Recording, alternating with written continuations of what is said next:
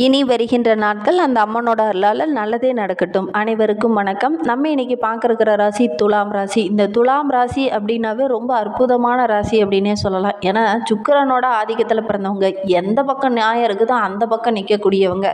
எங்களுடைய ராசி சின்னத்தை பார்த்தாவே நீங்கள் கண்டுபிடிச்சிடலாம். எந்த பக்கம் நியாயம் இருக்கோ அந்த பக்கம் தான் உயர்ந்து நிற்பாங்க. அந்த பக்கம் தான் இவங்க உதவி செய்யக்கூடியவங்களாகவும் இந்த துளாராசி என்பவர்கள் இருப்பாங்க.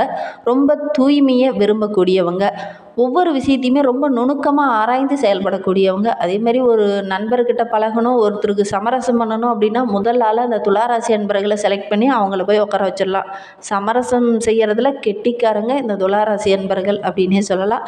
இவங்களுக்கு வருகின்ற 7 நாட்களும் எப்படி அமைந்திருக்கு, வருகின்ற 7 நாட்களும் உங்களுக்கு சாதகமாக இருக்கா பாதகமாக இருக்கா, கிரக அமைப்புகள் எப்படி இருக்குது, இந்த ஆடி மாதத்தில் என்னென்ன செய்யலாம் என்னென்ன செய்யக்கூடாது, குறிப்பாக பெண்கள் என்ன செய்யணும் அப்படிங்கிறதையும் இந்த வீடியோவில் ரொம்ப விளக்கமாக சொல்லியிருக்கோம்.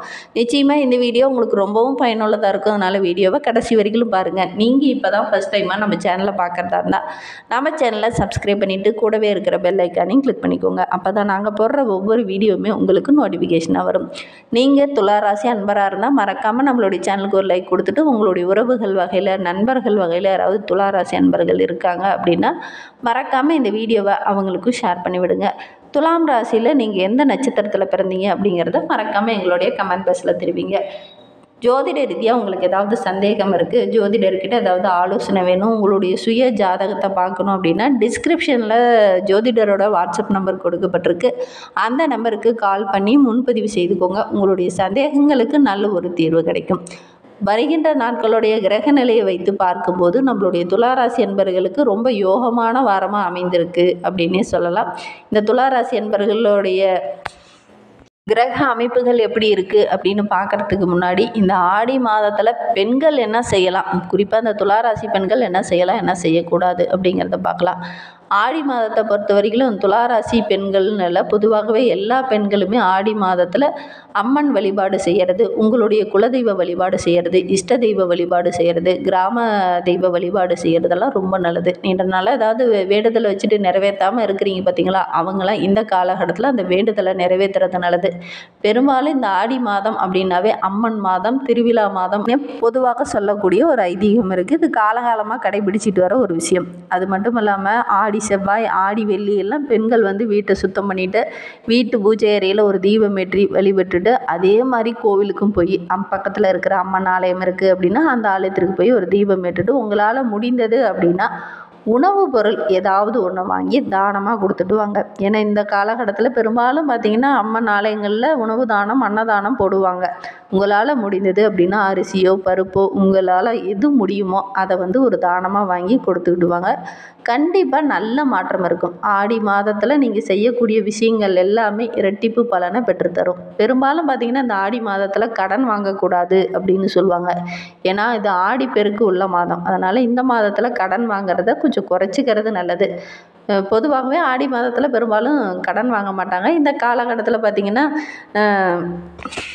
நல்ல விஷயங்கள் எல்லாமே செய்யலாம். சுப நிகழ்வுகள் மட்டும்தான் கொஞ்சம் தள்ளி போடணும், மற்றபடி எல்லா நல்ல விஷயமும் செய்யலாம். வீடு கட்டலாம், அதே மாதிரி முன்பணம் கொடுக்கறது, தொழில் தொடங்க முன்பணம் கொடுக்கறது, ஒரு நிலம் வாங்க முன்பணம் கொடுக்கறது, இந்த மாதிரி முன்பணம் கொடுக்கறது, தொழில் ஆரம்பிக்கிறதுக்காக முன்பணம் கொடுக்கறது, இந்த மாதிரி விஷயங்கள் எல்லாமே இதில் செய்யலாம். இப்படி செஞ்சீங்க அப்படின்னா நல்ல ஒரு முன்னேற்றம் இருக்கும். ஆடி பெருக்கு உள்ள ஒரு நாளில் செஞ்சோம் அப்படின்னா பெருகி வரும். அதில் எப்படி பெருகி வருதோ அது மாதிரி நம்மளுடைய வாழ்க்கையும் பெருகி முன்னேற்றத்தில் வரும். பெரும்பாலும் பார்த்திங்கன்னா விவசாயிகள்லாம் இந்த மாதத்தை தான் தேர்ந்தெடுப்பாங்க.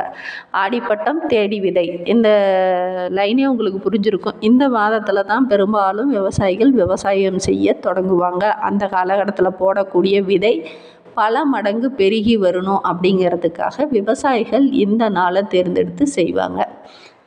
சரி, நம்மளுடைய துளாராசி அன்பர்களுக்கு வருகின்ற நாட்கள் எப்படி இருக்குது அப்படிங்கிறத பார்க்கலாம். வருகின்ற நாட்கள் ரொம்ப மகிழ்வான நாட்களாக இருக்குது. ஏன்னா கிரக அமைப்புகள் ரொம்ப சாதகமாக இருக்குது. நீங்கள் நீண்ட நாளாக எதிர்பார்த்த விஷயம் எல்லாமே இந்த காலகட்டத்தில் நடக்கும். பண வரத்து ரொம்ப சிறப்பாக இருக்குது. நீண்ட நாட்களாக வராத இருந்த பணம் கூட இந்த காலகட்டத்தில் வரும். உடல் ஆரோக்கியத்தில் இருந்த பாதிப்புகள் படிப்படியாக குறையும். நீண்ட நாளாக நோய்வாய்ப்பட்டு இருந்தவங்களுக்கு கூட இந்த காலகட்டத்தில் அந்த நோயிலிருந்து விடுதலை கிடைக்கக்கூடிய யோகம் இருக்குது. செலவுகள்லாம் ஓரளவுக்கு கண்ட்ரோலில் வந்துடும். செலவுகள் எக்கச்சக்கமாக இருந்திருக்கும். எனக்கு கணக்கு வழக்கே இல்லாமல் செலவு செஞ்சுக்கிட்டே இருந்திருப்பீங்க. ஆனால் இந்த காலகட்டத்தில் ஒவ்வொரு விஷயத்தையுமே திட்டமிட்டு செயல்படுவீங்க. அதனால் செலவெல்லாம் ஓரளவுக்கு கண்ட்ரோலில் வரும். பணி செய்கிற இடத்துல கூட நல்ல ஒரு பாராட்டு பெறக்கூடிய யோகம் இருக்குது. பிரிந்த கணவன் மனைவியெல்லாம் ஒன்று சேரக்கூடிய ஒரு வாய்ப்பு இந்த துளாராசி என்பர்களுக்கு இந்த காலகட்டத்தில் அமையும். மற்றவங்க கிட்ட பேசும்போது மட்டும் கொஞ்சம் பொறுமையாக இருங்க. உங்களுக்கு தான் மற்றவங்க கிட்ட பேசும்போது ஒரு அநியாயமாக ஒரு விஷயத்தை பார்க்கும்போது கோபம் டக்குன்னு வந்துருமில்ல, அந்த மாதிரி இந்த காலகட்டத்தில் கோபம் கொஞ்சம் கூடுதலாக வரும். கொஞ்சம் பொறுமையாக இருக்கிறது நல்லது. இந்த காலகட்டத்தில் அவசரப்பட்டீங்க அப்படின்னா உங்களுக்கே ஒரு சில கெட்ட பேர்லாம் வரத்துக்கான சூழ்நிலை இருக்குது. அதனால் கொஞ்சம் பொறுமையாக இருக்கிறது நல்லது. அலுவலகத்தில் சக பணியாளர்கிட்ட பேசும்போது கொஞ்சம் அனுசரணையாக பேசுங்க. வீண் வாக்குவாதத்தில் ஈடுபட வேண்டாம். சரி, வேலை செய்கிற இடத்துல ரொம்ப கவனமாக இருக்கணும். உங்களுக்கு ஒரு பொறுப்பு கொடுத்துருக்காங்க அப்படின்னா அந்த பொறுப்பை கண்ணும் கருத்துமாக செயல்பட்டு இந்த காலகட்டத்தில் அந்த பொறுப்பை கரெக்டாக செய்யணும். ஒரு சிலருக்கு பதவி உயர்வு வேணும், ஊதிய உயர்வு வேணும்னு நீண்ட நாளாக எதிர்பார்த்துட்டு இருந்திருப்பீங்க. ஆனால் அதெல்லாம் கிடைக்கிறதுக்கான வாய்ப்பு சாத்தியக்கூறு ரொம்ப குறைவாக இருக்குது. வியாபாரத்தில் கொஞ்சம் கூடுதலாக கவனம் செலுத்தினீங்க, கூடுதலாக கொஞ்சம் உழைப்பு போட்டிங்க அப்படின்னா வருகின்ற நாட்களில் ஓரளவுக்கு வருமானம் கிடைக்கும். பற்று வரவு ஓரளவுக்கு சுமூகமாக இருக்குது. பணியாளர்கள் இந்த காலகட்டத்தில் உங்களுக்கு ஒத்துழைப்பாக இருக்கிறது கொஞ்சம் சிரமம். கொஞ்சம் போராடினீங்க அப்படின்னா கிடைக்கும். குடும்பத்தை நிர்வகிக்கும் பெண்களுக்கு இந்த காலகட்டத்தில் நல்ல ஒரு முன்னேற்றம் இருக்கும். வேலை செய்கிற பெண்களுக்கெல்லாம் ரொம்ப மகிழ்ச்சிகரமான ஒரு வாரமாக வருகின்ற வாரம் அமைந்திருக்கு அப்படின்னே சொல்லலாம். சின்ன சின்ன பிரச்சனைகள் இதுனா வரைக்கும் உங்களுடைய குடும்ப வாழ்க்கையில் இருந்திருக்கும். அந்த பிரச்சனைகள் எல்லாமே வருகின்ற நாட்களில் சரியாகும். நல்ல ஒரு ஒற்றுமையை எதிர்பார்க்கலாம். பிள்ளைங்க மூலிமா ஏதாவது மகிழ்ச்சி தர மாதிரி நல்ல ஒரு சம்பவம் இந்த காலகட்டத்தில் நடக்கும். அது உங்களுக்கு மகிழ்ச்சியை தேடித்தரும். இன்னுமே வாழ்க்கை ரொம்ப சிறப்பாக இருக்குது. இந்த காலகட்டத்தில் உங்களுடைய குலதெய்வத்தை வழிபட்டுடுவாங்க. ஏதாவது நீண்ட நாளாக பிரார்த்தனை வச்சுருக்கீங்க அப்படின்னா அதெல்லாம் இந்த காலகட்டத்தில் நிறைவேற்றுறது நல்லது. துலா ராசியில் பிறந்த 3 நட்சத்திரக்காரர்களுக்கு அடுத்து வருகின்ற 7 நாட்களும் எப்படி அமைந்திருக்கு அப்படிங்கிறத பார்க்கலாம். துலா ராசியில் சித்திரை 3, 4 பாதங்களில் பிறந்தவங்களுக்கு வருகின்ற நாட்களை பொறுத்தவரையிலும் தைரிய வீரியக்காரகன் செவ்வாய் ஜூலை 30 வரை லாபஸ்தானத்துலையும் ஞான மோட்சக்காரகனுடன் இணைந்து இருக்கிறதுனால நீங்கள் எடுக்கிற முயற்சிகள் எல்லாமே இந்த காலகட்டத்தில் வெற்றியாகும். தொழிலாகட்டும், வியாபாரமாகட்டும், வேலை செய்கிற இடத்துலையாகட்டும், எல்லா விஷயத்துலையுமே நல்ல ஒரு பாராட்டு கிடைக்கும். எதெல்லாம் உங்களுக்கு தடையாக இருந்ததோ, யாரெல்லாம் உங்களை தடை பண்ணிட்டு எதிர்த்து நின்னாங்களோ அவங்கெல்லாம் இந்த காலகட்டத்தில் வழிவிட்டு நிற்பாங்க. வியாபாரத்தில் கூட நல்ல லாபம் கிடைக்கக்கூடிய யோகம் இருக்குது. வருமானம் ஓரளவுக்கு சிறப்பாக இருக்குது அப்படின்னே சொல்லலாம். ஒரு சிலருக்கு இழுபறியாக இருந்த அந்த ஒப்பந்தங்கள்லாம் இந்த காலகட்டத்தில் கையெழுத்தாகும். புதிய சொத்து வாங்குறதுக்கான முயற்சியில் ஈடுபட்டீங்க அப்படின்னா வாங்கக்கூடிய யோகம் இருக்குது. ஜூலை 30 வரை செவ்வாய் விரயஸ்தானத்தில் இருக்கிறதுனால செலவுகள் டக்கு டக்குன்னு வரும். அதற்கேற்ற அளவுக்கு வருமானமும் இருக்குது. கேது லாபஸ்தானத்தில் இருக்கிறதுனால செலவுக்கேற்ற வருமானமும் இந்த காலகட்டத்தில் தங்கு தடை இல்லாமல் கிடைக்கும். தட்டுப்பாடு இல்லாமல் ஓரளவுக்கு இருக்கும் அப்படின்னே சொல்லலாம். கையில் ஓரளவுக்கு பணப்புழக்கம் சிறப்பாகவே இருக்குது அப்படின்னே சொல்லலாம். சுவாதி நட்சத்திரத்தில் பிறந்தவங்களுக்கு வருகின்ற நாட்கள் ரொம்ப மகிழ்வான நாட்களாக அமைந்திருக்கு. ஏன்னா குருவோடைய பார்வை இருக்கிறதுனால உங்களுடைய நீண்ட நாள் கனவு இந்த காலகட்டத்தில் நனவாகும். இதுவரையில் இருந்த நெருக்கடிகள் கொஞ்சம் குறையும்.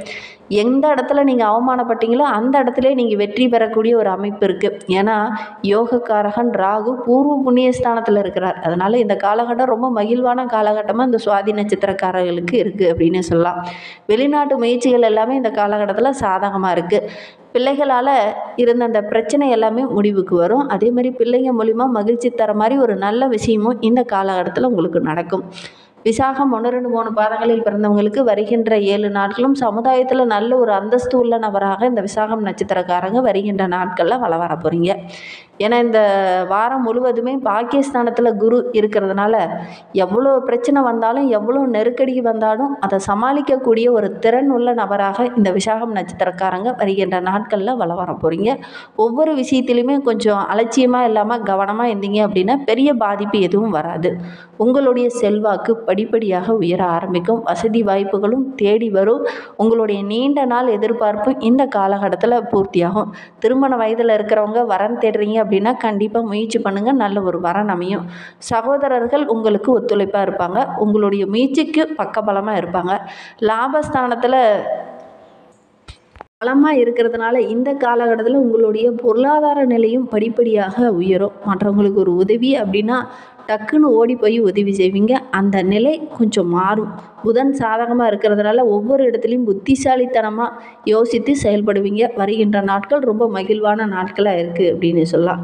இன்னுமே வாழ்க்கை ரொம்ப சிறப்பாக இருக்க உங்களுடைய குலதெய்வ வழிபாட்டை தொடர்ந்து செஞ்சுட்டு வாங்க. உங்களுடைய வாழ்க்கை ரொம்ப சிறப்பாக இருக்கும். இந்த மாதிரி பயனுள்ள தகவலை தொடர்ந்து கேட்க நம்மளுடைய சேனலை சப்ஸ்கிரைப் பண்ணிவிட்டு கூடவே இருக்கிற பெல் ஐக்கானையும் கிளிக் பண்ணிக்கோங்க. அப்போ தான் நாங்கள் போடுற ஒவ்வொரு வீடியோவுமே உங்களுக்கு நோட்டிஃபிகேஷனாக வரும். தேங்க்யூ.